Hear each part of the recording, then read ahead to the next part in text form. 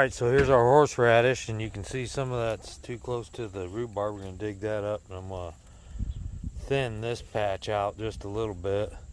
Normally we mow over this one time through the year and it grows back again. This year we didn't, and it still didn't get as tall as it did last year, but it is in there real thick. So we're going to thin this out, and we need some horseradish for ourselves.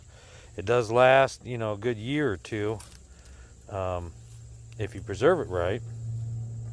And you know, a jar of horseradish goes a long way. So it's been here a long time, and we're going to share it with some of our subscribers. So we're sending some out. We appreciate you guys reaching out and saying you want some.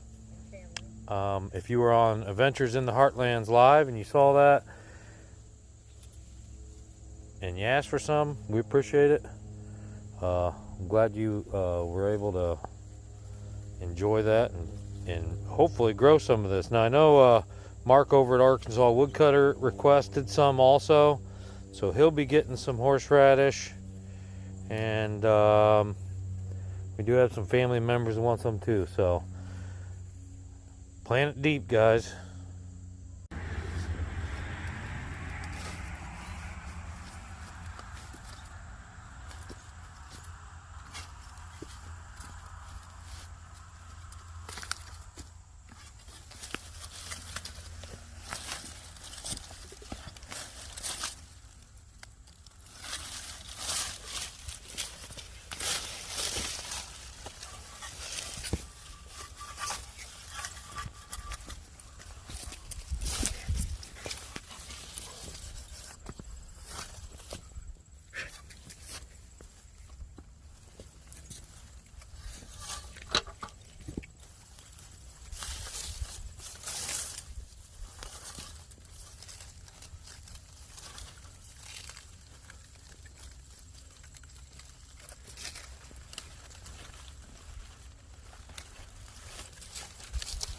You want me to get this side?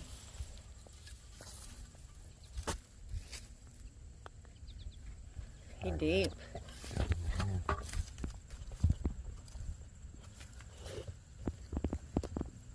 You gonna help, Duke?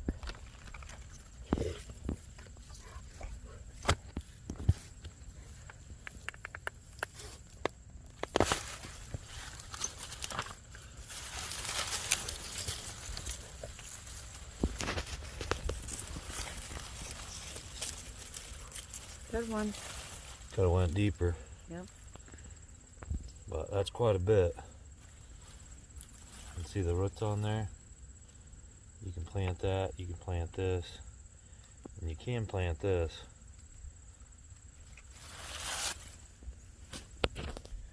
Some more down here.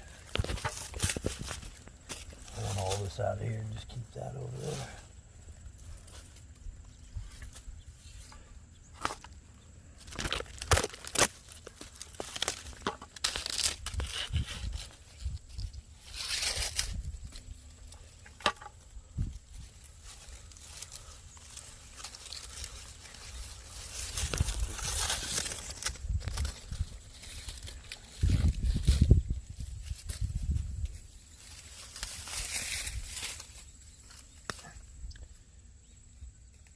That's a good one to plant. It's a little runner. It was spreading. This way. Yeah. Into my rhubarb. That's just grass. Right here. Like I say, you might want to dig deeper so you can just come back.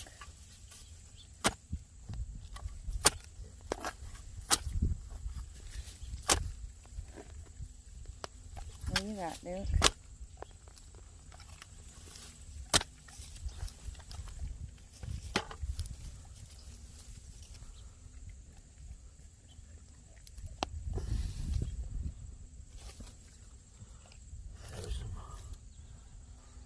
And it looks like it's about 12 or 13 inches down is where the roots are running. But we planted this probably at least 16 or probably about 16 inches deep. These are running about 12 inches down. So I guess if you go down at least a foot, should work. Should be good enough.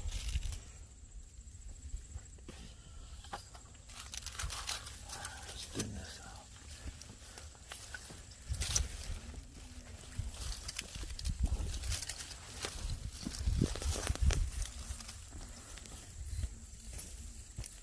Hopefully we can get our rhubarb to spread now.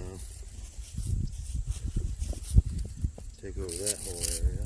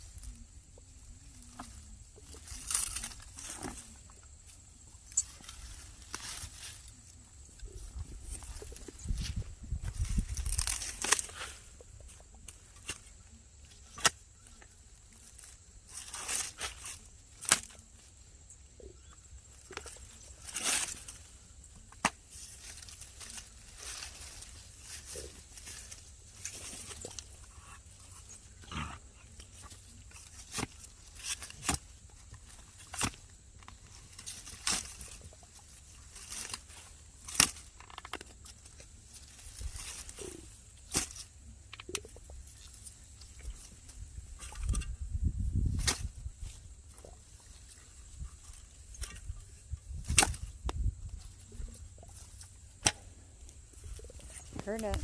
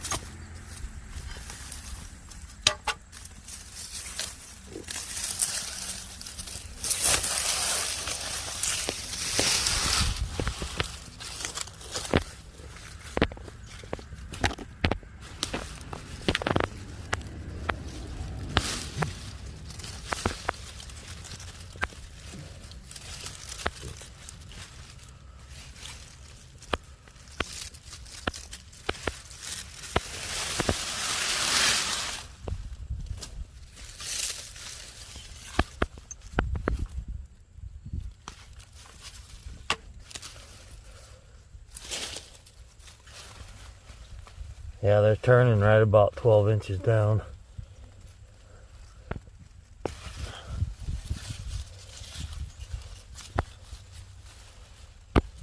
Plant all that.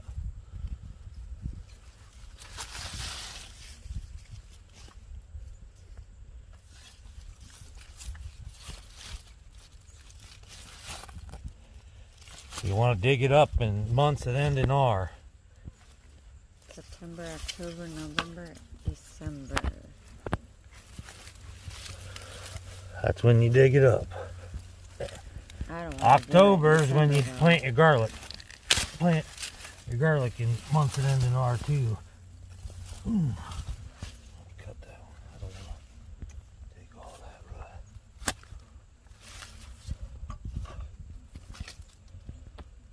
root. Ooh, a worm.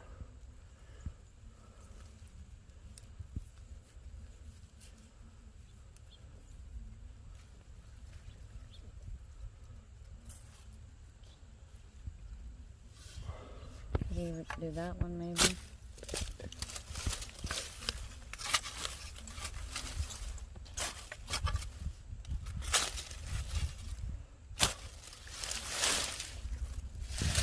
Now, if you don't want to dig up all the roots, you can cut them off like that.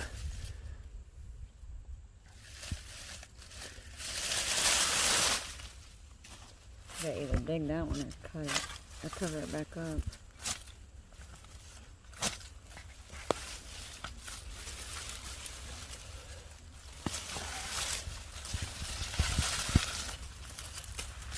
It's a good one to plant.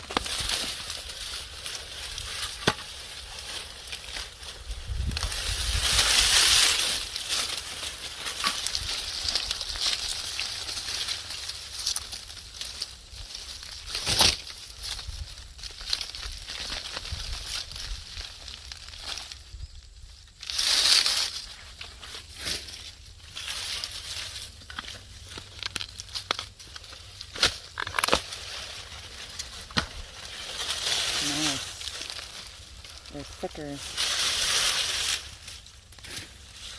In there. Older, yeah. Oh, yeah, did that one now. You don't have to, but it should. I think there's two right there together.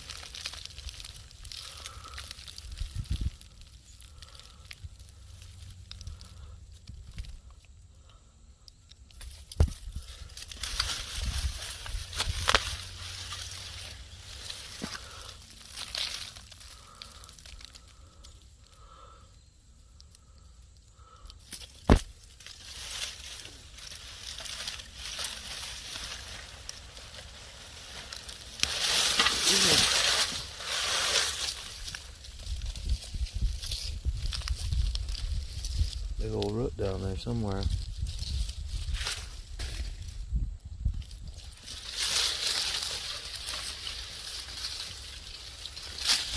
Chew on that, Tammy.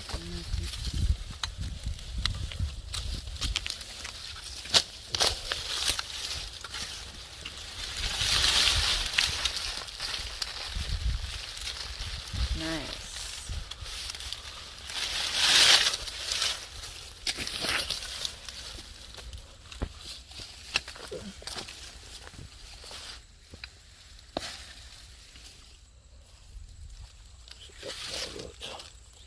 That's probably enough.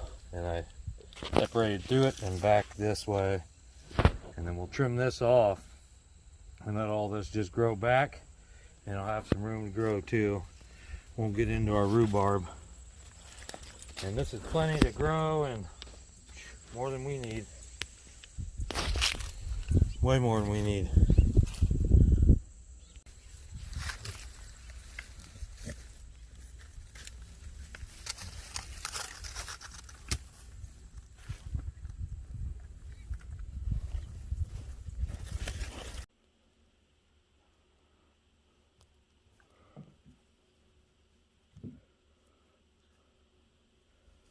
When you plant this in the fall, you want this crown to be about 4 inches below the top of the soil.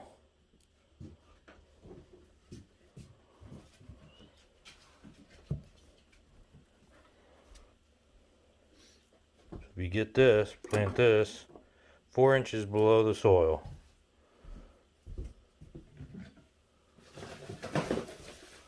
And don't worry about this little thing. Now if you got these roots, these spreader roots, plant these about 10 inches below the soil. And you lay them out this way, 1 to 2 feet apart, horizontally. And if you plant these, you want these 4 inches below the soil, and you're going to plant them vertically. Although most of them have a curve.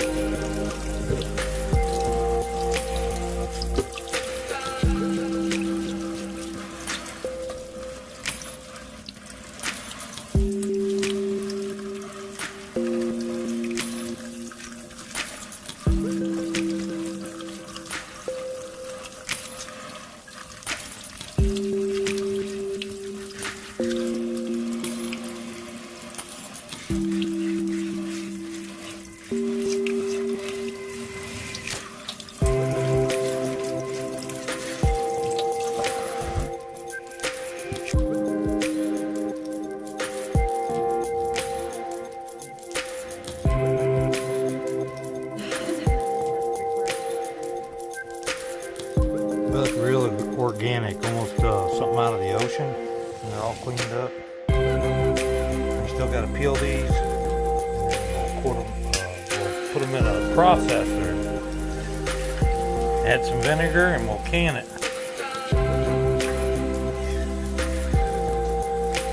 I just love the way these look.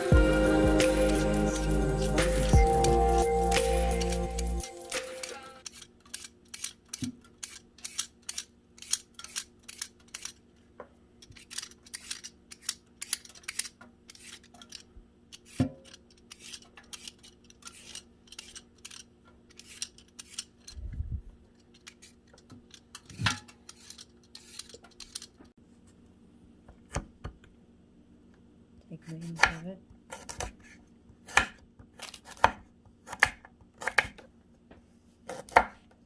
Oh my gosh, making my eyes water. So hot. That's hot. Part of my nose.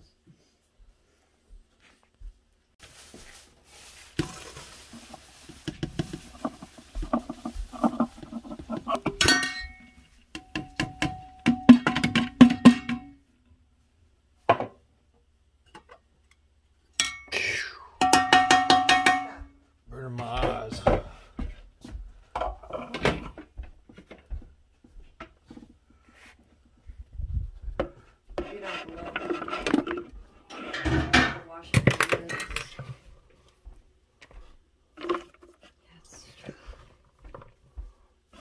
Coming home and we all had made it, and it was so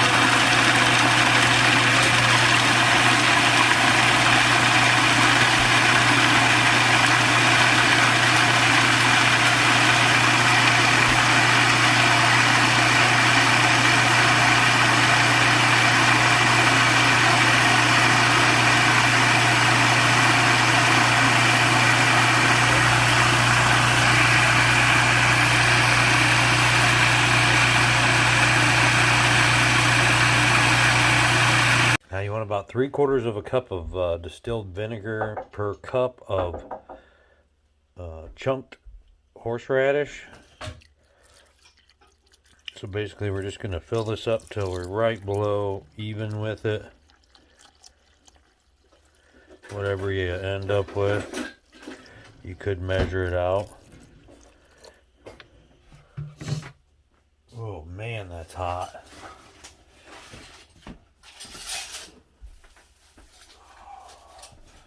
That's hot. Let's see about where my vinegar level is. Yeah, it's right about. That's pretty good. We're gonna leave it there. Oh, I can't look at that. Oh. Now you can add your vinegar to your horseradish in the chunks when you put it in the processor, and then you can water bath your cans. This is just vinegar and horseradish. Horseradish is very stable. It doesn't rot easy.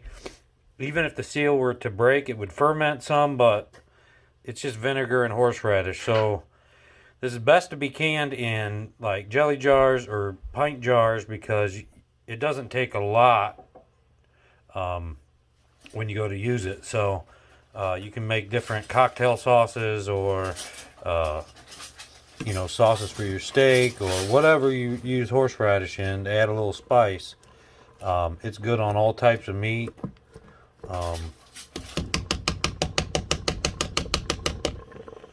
But we always have some in the fridge ready to be used. Now, we don't put anything else in that other than salt. We do use canning salt. And then we Rebel can it. We just get this hot.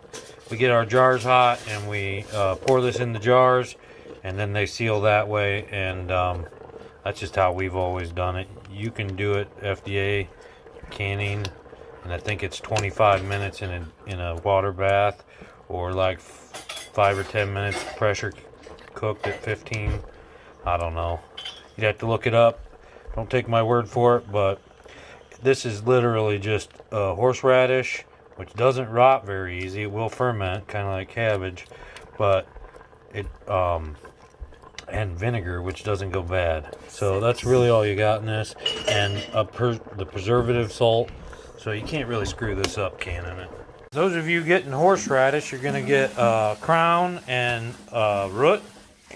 Plant the roots about 12 inches down, I'd say, at least, maybe up to 16, and plant the crowns facing straight up, 4 inches below the soil. They're going to come in these bags with this moistened paper towel, and make sure you plant it here in October, November.